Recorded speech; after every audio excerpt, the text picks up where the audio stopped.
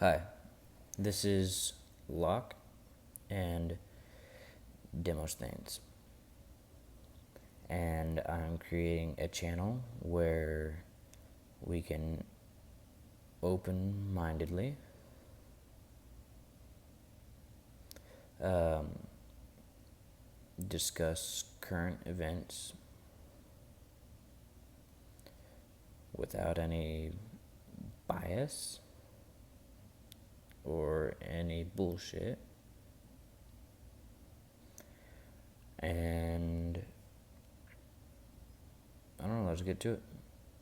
So, what I want to discuss today is something that I'm calling the Great Divide. And it's the division of America as a country. Right now, we are, rather than we're not the best way to put it is we're not the United States of America anymore. We're the divided states of America. We've got the Democrats on one side and the Republicans on the other side. And sure, there's other political parties, but they're nowhere big enough to make a dent in the huge, almost war going on between Democrats and Republicans. It's like we have two countries inside of one fighting each other.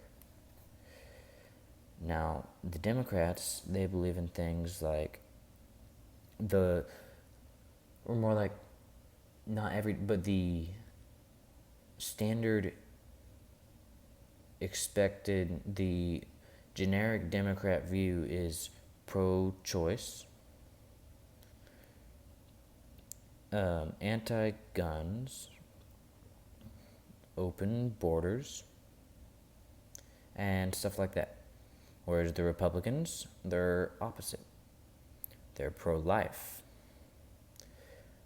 They're pro-guns. They're for closed borders. Now, here's the thing. No, not everyone's gonna subscribe to every single one of these points. So, and there's a lot of people that are like this. What if you're pro-choice, but you're also pro-guns? Then you could go with a Republican, and you could get you could get the gun rights that you want, but you're not gonna have the birth rights that you want.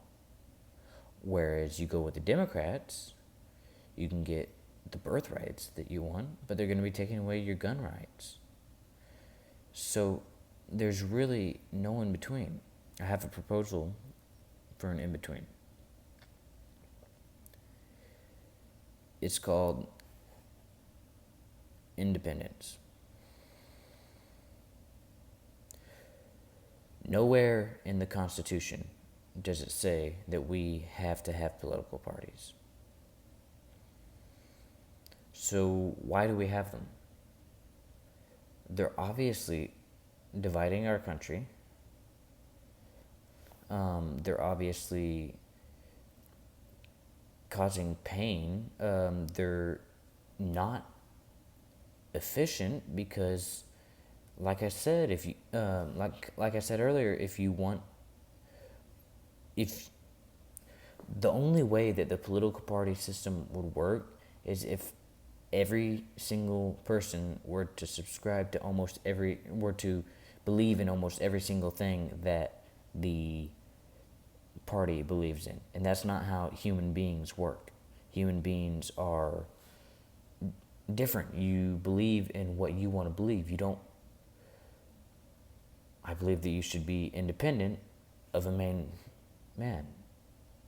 You believe what you believe based on your principles. Whether you believe that babies should live or that women should have the choice to abort their babies. Whether you believe that we should take all the guns away or let people wield automatic weapons. Or maybe you believe in between. We don't have a choice for that right now. So independence, here's my proposition for independence. if you're not, if you're politically independent, then you are separate from, you don't have any associations with either political parties. Sure, your ideals may line up with more, your ideals may line up with primarily one political party, but you may have some ideals that line up with the other political parties. Or maybe you have some, like I said, that are in between. Here's the thing: political independence allows for more diversity. Because rather than having two set ways of believing, you can have candidates, because it all starts with the people. That's what I'm saying. It all starts with the people. When the people begin to become politically independent, then the candidates are going to become politically independent, because the candidates are the people, but the people have to choose first. So instead of running, the Constitution does not include anything about political parties. George Washington himself, first president, leader of the Continental Army, freed all his slaves in his will. George Washington himself did not believe in political parties. He believed that they were going to tear the nation apart. And if we look at what's happening today and what's already happened before, in the Civil War, that was a war between the North and the South, the primarily Republican North and the primarily Democratic South. There was a war over politics. But everyone turns a blind eye to political parties when they're doing so much damage. If we could have even our elections are organized by these. We have elections based on blue and red, right? But what if we had elections based on opinions on different topics? So, say when we have a debate, we have maybe the first debate is about abortion. The second debate is about gun rights. The third debate is about presidential debate is about borders, and so on, welfare, education, foreign policy. I could go on and on. And if we are politically independent, then we have no need for Democrats and Republicans. So there's not going to be a Democratic debate, and there's not going to be a Republican debate. There will be both Democrats and Republicans at each of these debates, and the viewers will be able to decide for themselves what their opinions are based on what they hear about abortion, what they hear about gun rights. They'll be able to decide their opinions when they hear the pros and cons all in the same place of abortion. When they hear the pros and cons all in the same place of having gun rights, of having borders, of having welfare and free education and different foreign policies. But right now the way it's set up is you go to the Democrats and you hear one thing. And that's all you hear. You hear how bad closed borders are and how good open borders are. You go to Republicans, you hear the opposite thing. You hear how bad open borders are, and you hear how good closed borders are. So it's two opposites. Now, like I said, there's in-betweens. So if there's no political parties, then everyone is in the same place, debating the same thing, and they may find out that people who were previously on separate political parties, separate sides of a war, I mean, they have more in common than they think. I mean, and maybe, maybe it wasn't all, maybe it was always like this, but it just seems to me that in the recent years, the recent elections, the divide has just gotten wider and wider. And it's on both sides, and both sides are pushing it. We've got the Republicans, when they went after Obama over and over and over, trying to impeach him for his birth certificate because he wouldn't reveal his birth certificate. And more recently, we've got the Democrats. They're on and on and on about over Trump, over, well, first it was the tax returns, then it was something else, then it was something else, and now it's Ukrainian scandal.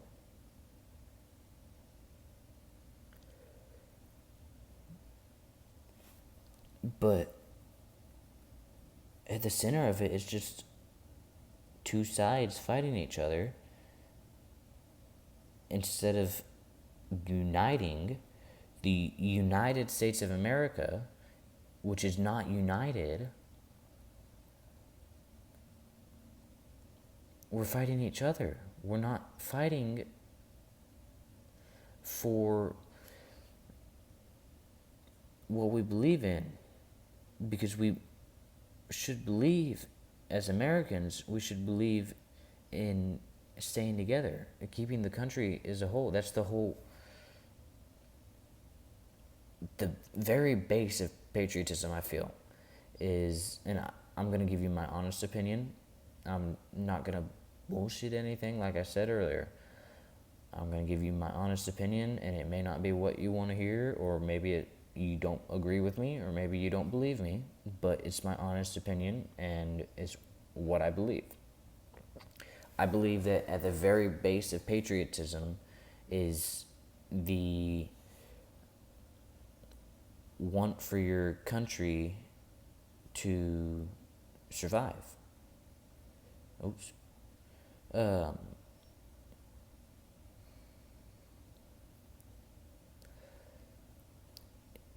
And because if your country survives, then your traditions survive.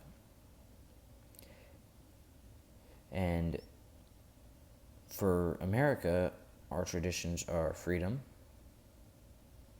liberty, democracy, things that the average American enjoys. But if we're fighting each other, then we are not united as patriots. That's what it all comes down to, is patriotism. And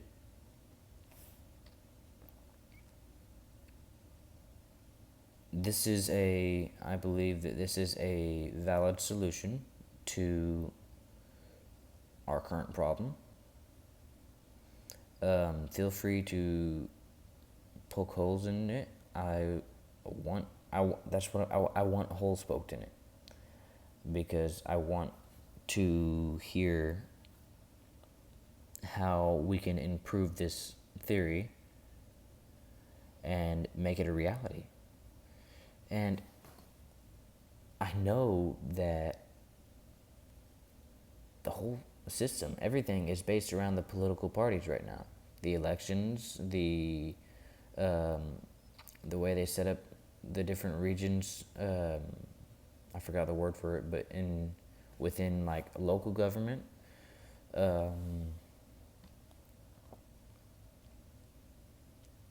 But if we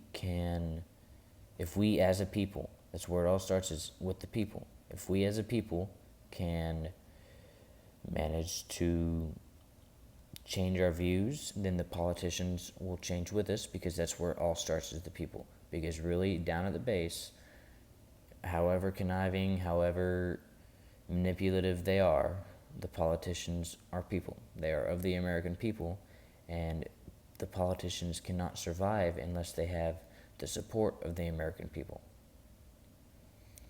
So if we, as America, push for political independence, then it's going to happen. If we have enough people pushing, then it happens. And like I said, it's not going to be an easy thing, but political independence, it would mean completely restructuring the whole way that the voting system works, the whole way that the debates work, but I believe that it would be worth it. It may stop future civil wars. It may stop. I think that at the base of it, it just comes down to us being united as patriots, of people who believe in the United States. And right now, there's not a United States. It's the divided states. It's the Great Divide. Because there's people who don't believe in the United States, because there's people who don't believe the same things as them that live in the United States. I feel like I'm correct in saying that people protest against America because there's things that happen in America that they have no control over, but they believe maybe that if they're protesting against America, then they can get their word out. Yeah, poke holes in it. Show it to other people. See if other people can poke holes in it. I want to hear opinions. I want to hear honest opinions. I don't want to hear a bunch of crap about how I'm stupid, because that's not productive. I want productiveness. I want efficientness. So, efficiency. I think that's about all I have to say. That's my spiel for the night. Thank you for watching.